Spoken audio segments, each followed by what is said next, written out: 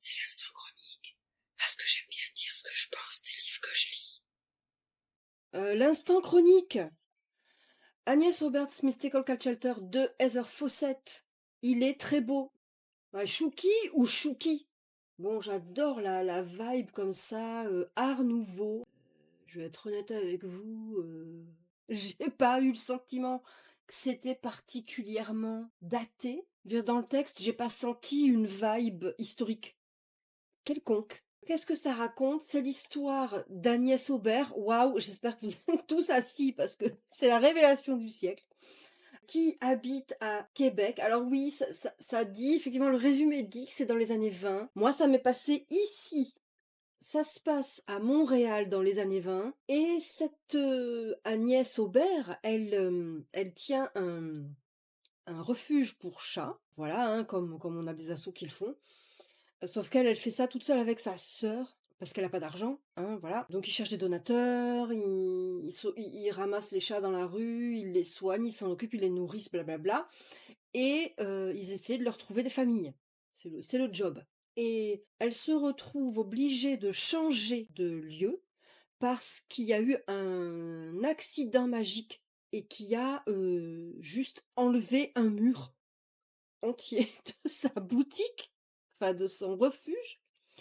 Et l'hiver arrive, donc comment vous dire? Hein?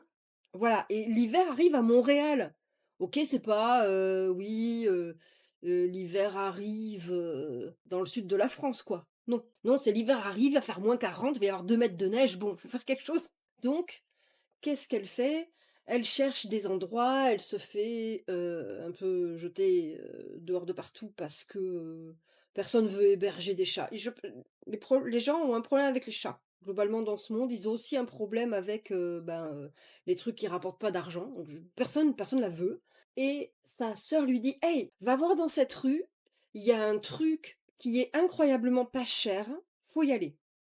Elle, sur le moment, elle y croit pas trop parce qu'elle se dit: «Attends, cette rue, elle est trop chico, c'est tout pour nous, ça va pas le faire du tout». Mais bon, elle y va parce qu'elle est désespérée et elle tombe sur quelqu'un qui apparemment a l'air aussi désespéré qu'elle de trouver quelqu'un pour prendre cette place.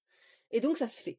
Elle signe le truc, elle signe le bail, elle s'installe avec ses chats et c'est là que ça commence à plonger dans le bizarre. À plonger dans le bizarre, il se passe des tas de trucs un peu chelous et qui la mettent très mal à l'aise parce que, vous le comprenez, dans ce monde, les magiciens ont pas une bonne répute. Hein, quand ils font tomber des murs des boutiques, on n'est pas hyper surpris, ils ont pas une réputation de fou.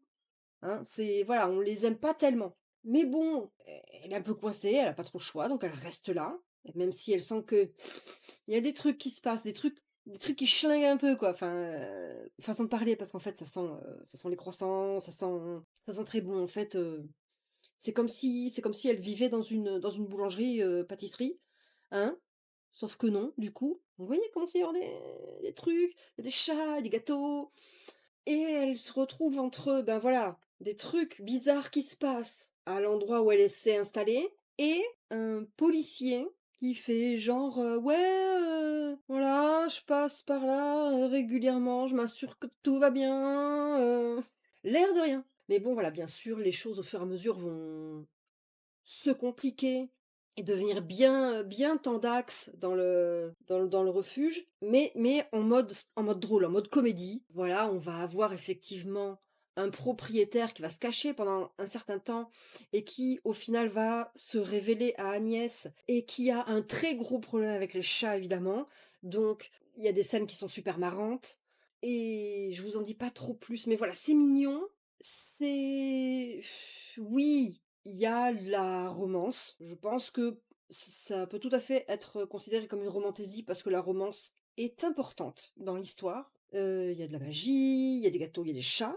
Il y a, des conflits quand même assez importants parce que du coup, il y a pas qu'elle et les chats et tout ça qui sont concernés, donc je vous dirais, il y a une ambiance un peu Legends of Latte, mais avec quand même des enjeux un petit peu plus gros, un petit peu plus importants. C'est une aventure cosy, mignonne. Alors oui, en ce qui me concerne, je dirais que la fin est un petit peu TGCM, mais clairement, on est dans un univers magique, où la magie a vraiment, une importance prépondérante dans l'histoire, donc une fin TGCM quelque part, j'ai envie de dire, oui. c'est thématique.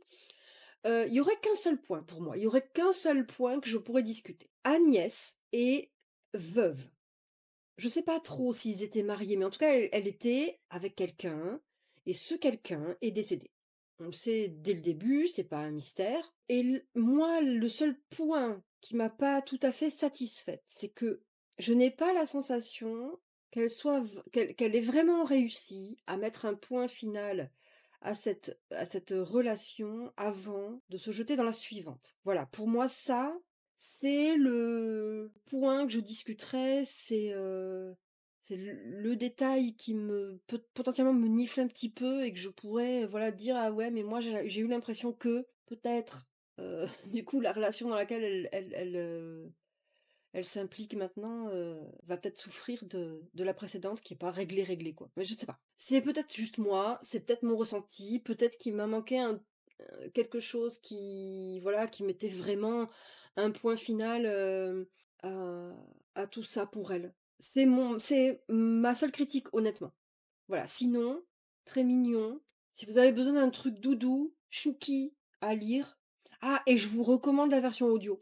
Je vous recommande la version audio si vous voulez le lire en anglais, parce que c'est lu par quelqu'un qui sait parler français et qui va tout super bien prononcer. Parce que ça se passe à Québec, qu'il y a plein de noms français et que du coup, ils seront super bien prononcés. Voilà, je dis ça, je dis rien. Et sinon, après, de toute façon, il va être traduit. J'oublie tout le temps, mais je crois, voilà, c'est de Saxus. Merci à Leto Shibia pour l'info. C'était l'instant chronique. Voilà, c'est fini. Si toi